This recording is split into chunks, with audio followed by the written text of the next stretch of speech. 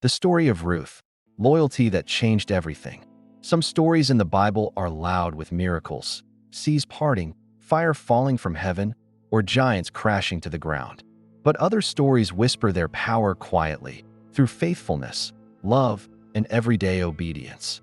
The story of Ruth is one of those quiet stories, yet its impact echoes through eternity. Ruth's story does not begin with wealth, strength, or status. It begins with loss. It begins with hunger, grief, and a future that looks empty. Ruth was not an Israelite. She did not grow up knowing the law of Moses. She had no promise of inheritance or protection. And yet, through a simple but powerful act of loyalty, her life became part of God's great plan of redemption.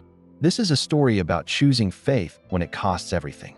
It is a story about trusting God when the road ahead is uncertain. It is a story that shows how God sees the faithful heart, even when the world does not. As you listen, reflect on your own journey. Where is God calling you to be faithful? Where is He asking you to trust Him, even when you cannot see the outcome? Stay with this story, because Ruth's loyalty did not just change her life, it changed history forever. The story of Ruth takes place during the time of the Judges, a difficult period in Israel's history. The Bible tells us, "In those days Israel had no king. Everyone did as they saw fit." Judges 21 verse 25. During this season, a severe famine struck the land of Judah. Crops failed, food became scarce, and families struggled to survive. Among those affected was a man named Elimelech, who lived in Bethlehem with his wife Naomi and their two sons, Mahlon and Chilion. Bethlehem, whose name means house of bread, had become a place of hunger. Faced with desperation, Elimelech made the difficult decision to leave the land God had promised to Israel. He took his family eastward to the land of Moab, hoping to find food and stability. This move would shape the destiny of every person in the story. Though it seemed practical, it led them into unfamiliar territory, both physically and spiritually. Elimelech died, leaving Naomi a widow in a foreign land. Naomi was now dependent on her two sons for survival. Over time, Mahlon and Chilion married Moabite women named Orpah and Ruth. Yet, tragedy struck again. After about 10 years, both Mahlon and Chilion died as well. Naomi was left without her husband and without her sons. In that culture, this meant more than emotional pain. It meant insecurity, poverty, and vulnerability. Naomi's life felt empty, and she believed God had turned against her. She would later say, "The Almighty has made my life very bitter." Ruth 1 verse 20. Ruth and Orpah also suffered deeply, losing their husbands and facing an uncertain future. Three widows stood together in grief, with no clear path forward. While living in Moab, Naomi heard that the Lord had visited His people in Judah by providing food again. The famine was over. Bethlehem was once again a place of provision. Naomi decided it was time to return home. She prepared for the journey and urged her daughters-in-law to stay in Moab. She told them there was nothing she could offer them: no husbands, no security, no future. She prayed that the Lord would show them kindness, just as they had shown kindness to her and to their husbands. Ruth 1 verse 8. Orpah wept and eventually returned to her people. Her decision was understandable and reasonable. Ruth refused to leave Naomi.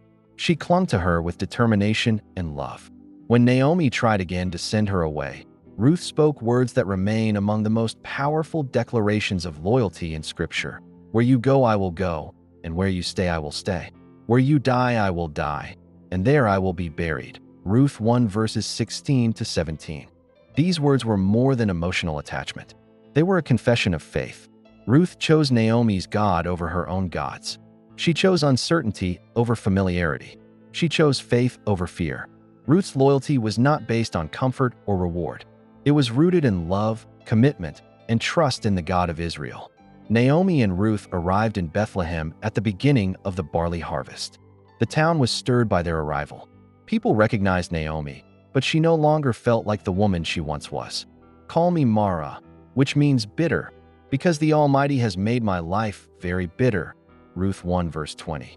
Naomi felt empty, but Ruth stood quietly beside her, faithful and strong. Though Ruth had left everything behind, she did not complain. She trusted that the God she had chosen would provide. The harvest season hinted at hope, even though Naomi's heart was heavy with grief. To survive, Ruth offered to go into the fields to glean leftover grain. This was a provision in God's law, which allowed the poor, widows, and foreigners to gather what was left behind after the harvest. Leviticus 19 verses 9 to 10. Ruth humbly asked permission and worked hard from morning until evening. By God's quiet guidance, she found herself in the field of a man named Boaz, who was a relative of Elimelech. Ruth did not know this at first, but God was already arranging events behind the scenes. Her faithfulness placed her exactly where she needed to be. Boaz arrived from Bethlehem and noticed Ruth immediately. He asked his overseer who she was. When he learned that she was the Moabite woman who had returned with Naomi, he was deeply impressed by her loyalty. Boaz spoke kindly to Ruth and told her to stay in his fields, where she would be safe. He instructed his workers not to harm her and even allowed her to drink from their water jars. Boaz said, "May the Lord repay you for what you have done. May you be richly rewarded by the Lord, the God of Israel, under whose wings you have come to take refuge." Ruth 2 verse 12. Ruth bowed in gratitude, amazed at such kindness. That evening, Ruth returned to Naomi with an abundance of grain. Naomi was astonished. When Ruth mentioned Boaz's name, Naomi recognized God's hand at work. She said, "The Lord bless him. He has not stopped showing his kindness to the living and the dead." Ruth 2 verse 20. Naomi explained that Boaz was a kinsman redeemer, one who could restore the family line and provide protection. For the first time in a long while, Naomi felt hope rising again. God had not abandoned her after all. Naomi guided Ruth on how to approach Boaz in a respectful and lawful way. She instructed Ruth to go to the threshing floor and humbly asked Boaz to fulfill his role as redeemer. Ruth trusted Naomi and obeyed carefully.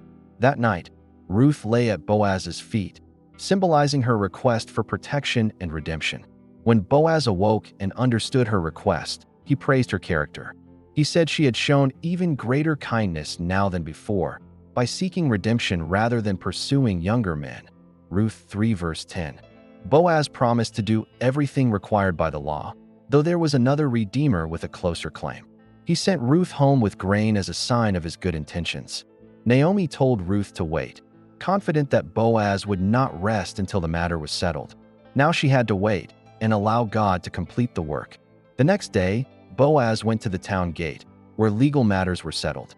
He presented the situation to the closer redeemer, who declined the responsibility. Boaz then publicly declared his intention to redeem Naomi's land and marry Ruth. The elders blessed him, praying that Ruth would be like Rachel and Leah, who built the house of Israel. Ruth 4. Boaz married Ruth, and the Lord blessed their union. Ruth conceived and gave birth to a son named Obed. Naomi's emptiness was replaced with joy. The women of Bethlehem praised God, saying, "Praise be to the Lord, who this day has not left you without a guardian redeemer." Ruth 4 verse 14. Naomi held the child, her heart healed by God's faithfulness. Obed became the father of Jesse, and Jesse became the father of King David. Ruth, a foreign widow, became part of Israel's royal lineage. Her loyalty placed her in the family line of the Messiah. Through her, God showed that his salvation plan includes all who trust him, regardless of background. The story of Ruth reveals how God works through ordinary faithfulness. There were no dramatic miracles, yet every moment was guided by his hand. Ruth's loyalty, Boaz's integrity, and Naomi's endurance all played a role in God's greater purpose. As Romans 8 verse 28 reminds us, "In all things God works for the good of those who love him." Ruth's story reminds us that God sees every faithful step, even when the world does not. Loyalty, humility, and trust may seem small, but in God's hands, they change everything. Ruth did not know her future when she followed Naomi. She only knew she was choosing God, and that choice shaped eternity. When you choose obedience, kindness, and trust, even in hardship, God is at work.